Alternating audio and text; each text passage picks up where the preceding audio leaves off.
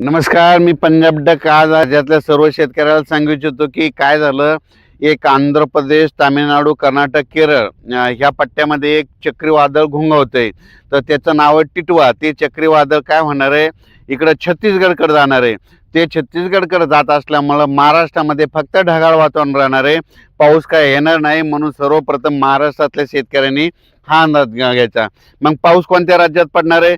एक तामिळनाडू राज्यात पडणार आहे, त्याच्यानंतर आंध्र प्रदेशमध्ये पडणार आहे, तेलंगणामध्ये पडणार आहे, कर्नाटकमध्ये पडणार आहे, केरळमध्ये पडणार आहे आणि छत्तीसगडकडे इकडे पडणार आहे. म्हणून हा अंदाज लागला. पण महाराष्ट्रात मात्र त्याचा काही फारसा परिणाम जाणवणार नाही. महाराष्ट्रात मग काय परिणाम जाणवणार, तर महाराष्ट्रामध्ये तुम्हाला सांगू इच्छितो की महाराष्ट्रामध्ये फक्त ढगाळ वातावरण राहणार आहे.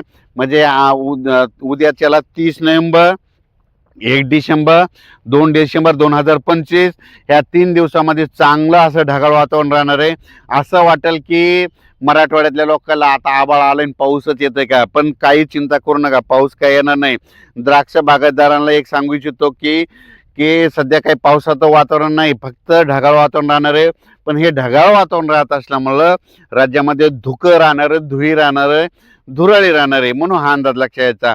मग सांगायचं झालं तर फक्त चंद्रपूर, यवतमाळ, इकडं आदिलाबाद, धर्माबाद ह्या पट्ट्यामध्ये जरा जास्त ढगाळ वातावरण राहील 3 दिवस, आणि तिकडे 2-3 ठिकाणी थेंब देखील पडते. म्हणून ही अंदाज लक्षात यायचा. पण राज्यात मात्र उर्वरित भागात म्हणजे उत्तर महाराष्ट्राकडे कुठंच पाऊस पडणार नाही, पश्चिम महाराष्ट्रात देखील पाऊस पडणार नाही, मराठवाड्यात देखील पडणार नाही, विदर्भात देखील पडणार नाही. फक्त पूर्व विदर्भातले चंद्रपूर, नागपूर त्या जिल्ह्यामध्ये काय होणार आहे, थोडेफार थेंब असे पडलेले दिसतील. म्हणून हे लक्षात यायचं. पण राज्यात मात्र पावसाचा कुठं जास्त पडणार नाही, पाऊसच येणार नाही. म्हणून हा अंदाज लक्षात यायचा.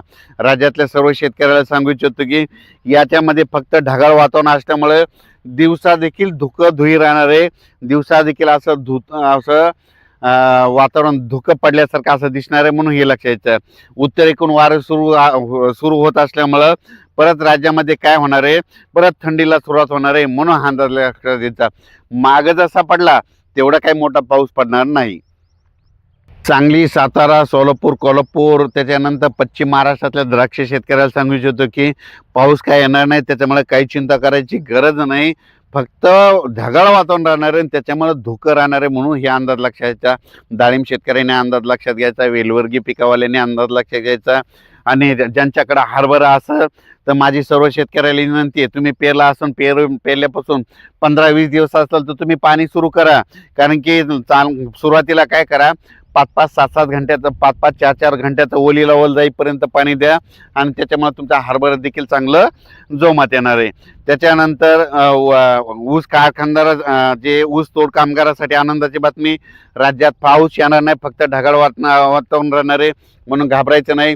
वीट उत्पादक लोकांसाठी आनंदाची बातमी, पाऊस काय येणार नाही, त्याच्यामुळे तुमचे धंदे सुरळीत चालणार आहे. म्हणून ही अंदाज लक्षात घ्यायचा. राज्यात सगळीकडेच मात्र म्हणजे कोरडंच वातावरण राहणार आहे. फक्त ढगाळ वातावरण मात्र खूप राहील. असं ढगाळ वातावरण राहील की वाटतं की आता पाऊस येणार का, अशी परिस्थिती राहणार आहे. म्हणून ही अंदाज सर्व शेतकऱ्यांनी लक्षात घ्यायचा. असो याच्यानंतर लगेच उद्याच्याला अंदाज दिला जाईल.